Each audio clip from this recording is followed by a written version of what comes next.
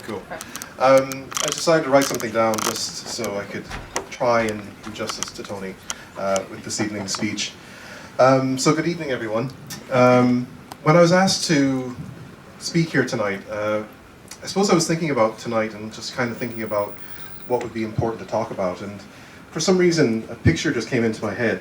And I suppose to try and get you all to think about it, if you could imagine in your mind's eye just a small white cross high among snow-capped peaks, and it's just sitting there amidst rock and scrub, just there. It doesn't boast, it doesn't say how significant it is or make any proclamations of the greatness that it marks. It's just there, humbly, quietly there. But from this mountainous source, it comes from it the largest river system in the world. It's an everyday utility to the indigenous people. It is the source of wealth for many nations, and it's the creator of our own Earth's greenhouse. But yet, there's this cross in the mountains, plain, white, and unassumingly marking the source of the Amazon. So knowing Tony for, I suppose, the past 10, 11 years at this stage, it's not difficult to draw an analogy to this white cross with him. Although when I think about the first time I met him, he wasn't wearing white. He had this penchant for wearing really horrible, non-iron, pastel-shaded work shirts. And that was Tony.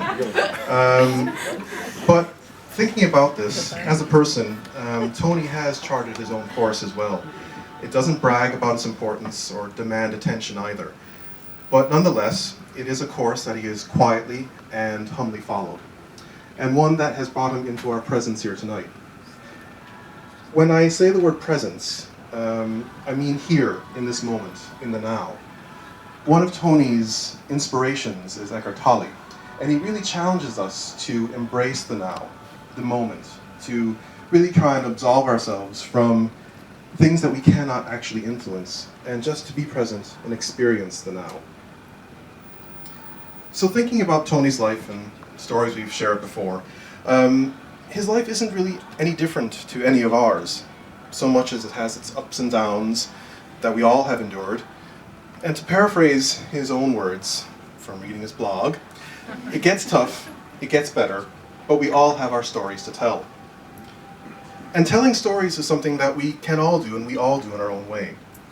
And Tony's own personal story is one that I can certainly relate to, one of humble beginnings, life-changing events, heartache, and finding a happy place.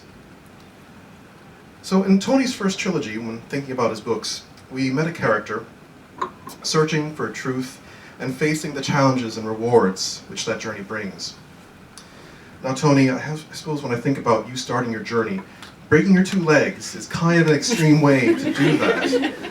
But from knowing you as I do know you, I've always thought there was a stair-falling, tantrum-throwing, steam-sealing diva inside of you. And, starting your journey in that way is quite a unique way. But however a journey does start, it's what we learn along the way that shapes us. It is a legacy in all of us. And in your first book, it just wasn't Laura's legacy. So thinking about this second book and where it's come from, just want to ask this and put this out here. Does anyone think it's kind of strange that the demise of certain Irish banks in this country seems to fit in very nicely with the time it took Tony to actually produce this particular book? Is there anything you want to talk about, Tony? Anything you want to add? No comment. Okay, yeah, that's fine. But joking aside, this second book does focus in on some of those core values that were forgotten in the boom years. The greater good, justice, sacrifice, and selflessness. So I think perhaps if some of the collective consciousness that Tony talks about in Amy's Amazon had been tuned into back then, things would be different today. But then again, this is all part of life's cycle and the journey. Just as the mighty Amazon itself was the rise of many civilizations, it also swept many of those civilizations into its raging floods. So, in thinking about this evening, and as we're all here, and as we all stand here tonight, just take a moment to observe what is happening in this moment.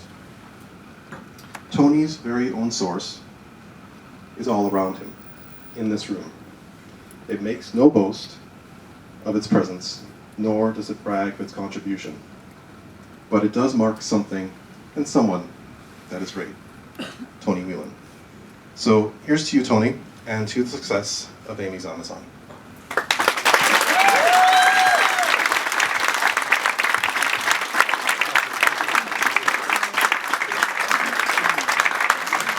Thank you, Rory. And now my dad's going to have a few words.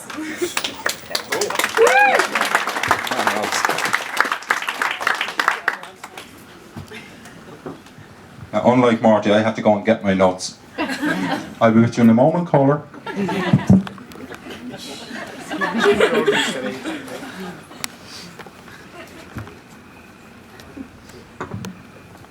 Now don't panic, I'm not going to read the entire book. I'll do a reading, but it'll be a short one. There are a few things I want to say maybe this evening. I want to talk a little bit about Amy's Amazon, the book, what it's about, and the trilogy that it forms part of.